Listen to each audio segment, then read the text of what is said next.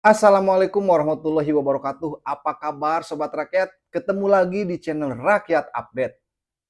Hari ini Sobat Rakyat, kita mendapatkan kabar yang sangat mengejutkan dari pemerintah.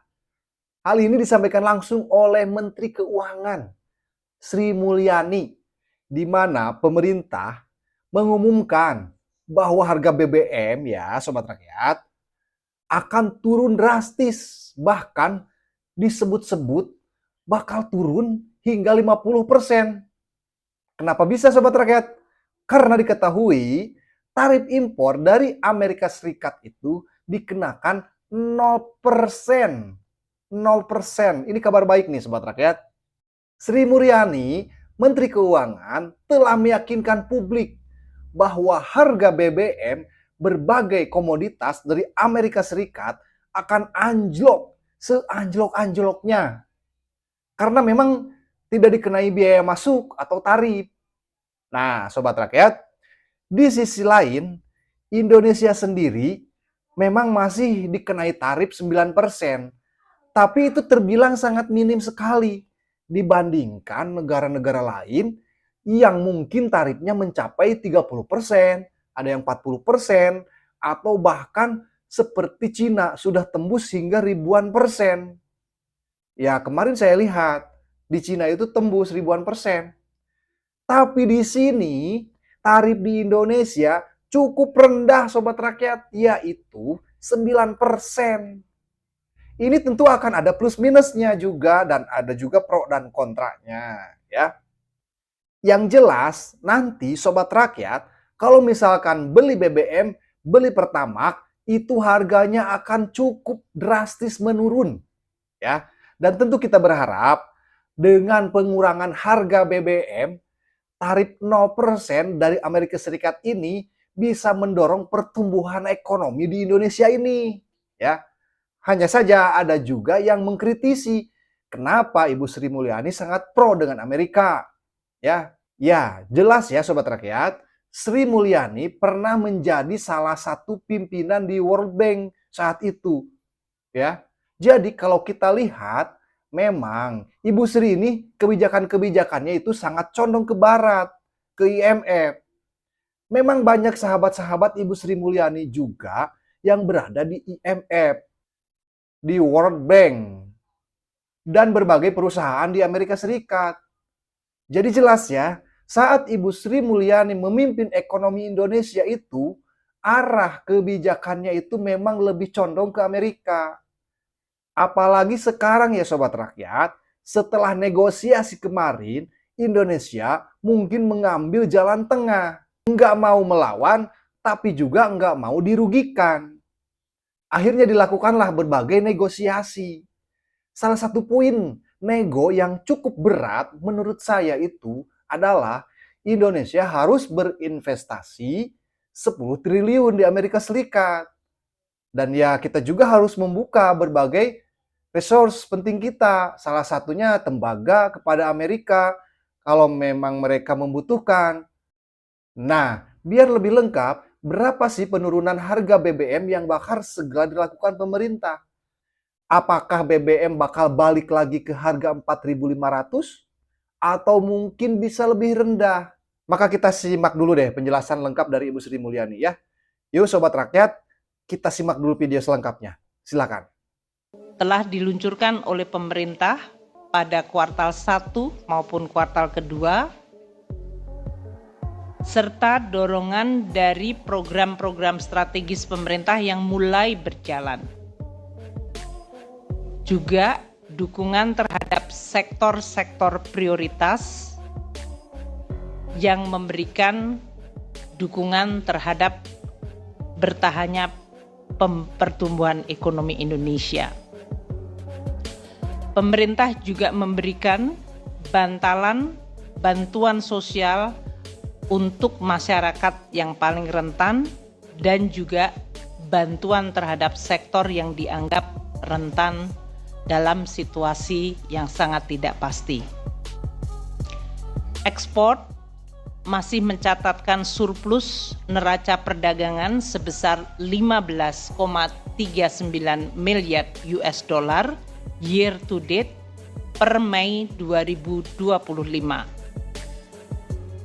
Dari sisi moneter, Bank Indonesia juga melakukan penurunan suku bunga, melonggarkan likuiditas, meningkatkan insentif likuiditas makroprudensial untuk mendorong kredit dan pembiayaan di sektor-sektor prioritas, dan kita akan terus mendorong pertumbuhan ekonomi melalui kombinasi kebijakan yang ada di dalam domain KSSK,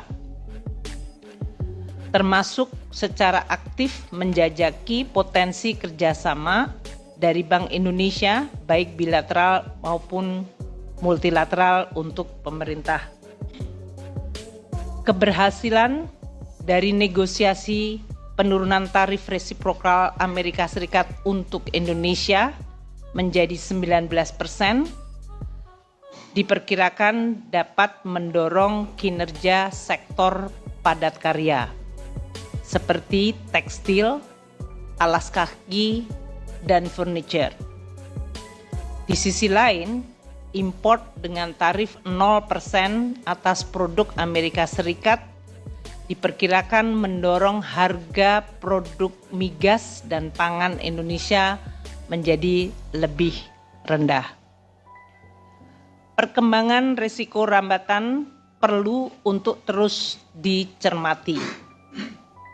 Dalam hal ini, kinerja sektor manufaktur yang masih menunjukkan kontraksi PMI manufaktur yaitu 46,9 posisi Juni 2025 perlu untuk terus menjadi perhatian.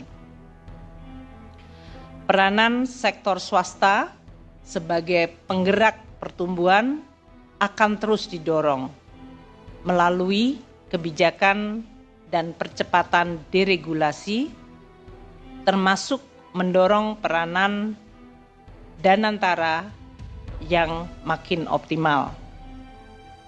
Berbagai perkembangan dan kondisi strategi kebijakan akan terus ditingkatkan untuk mendorong multiplier effect yang lebih besar, sehingga ekonomi Indonesia tahun 2025 diproyeksikan masih akan tumbuh di sekitar 5%. Nilai tukar rupiah tetap stabil dan cenderung menguat didukung kebijakan stabilisasi Bank Indonesia. Nanti Pak Gubernur akan menjelaskan lebih jauh. Seperti diketahui, nilai tukar rupiah di pasar offshore non-deliverable forward sempat mengalami tekanan tinggi akibat ketidakpastian ekonomi global pada awal kuartal kedua. Sebagai respons, Bank Indonesia melakukan intervensi di pasar falas termasuk intervensi di pasar offshore NDF secara berkesinambungan. Nilai tukar rupiah terhadap dolar menunjukkan tren penguatan didukung oleh konsistensi kebijakan stabilisasi Bank Indonesia di tengah masih tingginya ketidakpastian global. Pada tanggal 30 Juni 2025, nilai tukar rupiah terhadap US dollar adalah sebesar 16.235 rupiah per dolar Amerika Serikat. Ini menguat tajam dibandingkan level rupiah yang sempat mencapai 16.865 per US dollar pada bulan April 2025 pada saat tarif resiprokal diumumkan. Tren penguatan rupiah didukung aliran masuk modal yang terjaga serta mendukung apresiasi nilai tukar rupiah. Nilai tukar rupiah pada 25 Juli relatif stabil di 16.315 rupiah per dolar Amerika. Kedepan nilai tukar diperkirakan stabil didukung oleh komitmen Bank Indonesia. Posisi cadangan devisa tetap tinggi pada akhir Juni 152,6 miliar US dollar. Setara dengan 6,4 bulan import atau 6,2 bulan import plus pembayaran utang luar negeri dari pemerintah. Seperti diketahui, standar kecukupan internasional adalah 3 bulan import. Jadi, cadangan devisa Indonesia lebih dari 2 kali standar kecukupan internasional. Inflasi yang diukur dengan indeks harga konsumen (IHK) juga terjaga rendah. Hal ini mendukung agar daya beli masyarakat tidak mengalami penurunan. Inflasi IHK tercatat 1,87% pada Juni 2025 akhir kuartal kedua. Inflasi inti mengalami penurunan, inflasi volatile food rendah, dan inflasi administered price juga terkendali. Inflasi inti turun menjadi 2,37% year on year, dipengaruhi oleh konsistensi suku bunga kebijakan dalam mengarahkan ekspektasi inflasi sesuai sasaran inflasi. Sementara itu, inflasi yang berasal dari volatile food tercatat rendah 0,57% year on year, didukung oleh pasokan komoditas pangan utama dan eratnya sinergi pengendalian inflasi oleh tim pengendali inflasi pusat daerah melalui Gerakan Nasional Pengendalian Inflasi Pangan. Inflasi administered price terkendali sebesar 1,34% year on year. Di tengah kenaikan tarif air minum PDAM serta harga sigaret kretek mesin dan sigaret kretek tangan. Nah, baik ya Sobat Rakyat, barusan kita telah mendengar pernyataan lengkap dari Menteri Keuangan Sri Mulyani yang cukup meyakinkan publik terkait keuntungan-keuntungan dari tarif impor 0% dari Amerika Serikat. Salah satu poin yang paling kita soroti adalah murahnya harga BBM. Itu, kita tahu sekarang BBM dipatok sekitar 10.000 teman-teman. Kenaikannya jauh sekali dari era sebelumnya. Mungkin Sobat Rakyat yang seangkatan dengan saya masih merasakan BBM harga 2.500 ya waktu dulu. Tapi sekarang sudah menyentuh di angka 10.000 kan?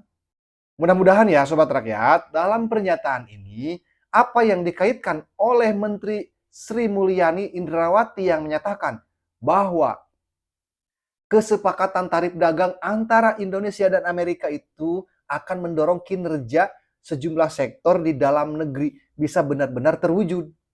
Hal ini disampaikan dalam konferensi pers Komite Stabilitas Sistem Keuangan di Jakarta kemarin pada hari Senin, tanggal 28 Juli kemarin ya.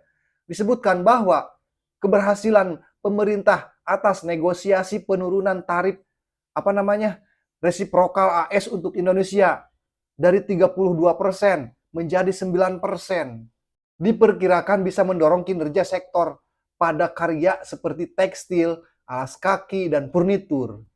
Di sisi lain, impor dengan tarif 0% dari produk AS diperkirakan juga bisa membuat harga produk minyak gas serta pangan di Indonesia menjadi sangat rendah. Oke, Sobat Rakyat, kita sudah tampilkan videonya. Gimana menurut kalian? Apakah ini menguntungkan atau tidak?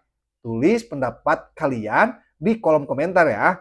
Kita bakal diskusikan bersama-sama. Terima kasih. Wassalamualaikum warahmatullahi wabarakatuh. Salam.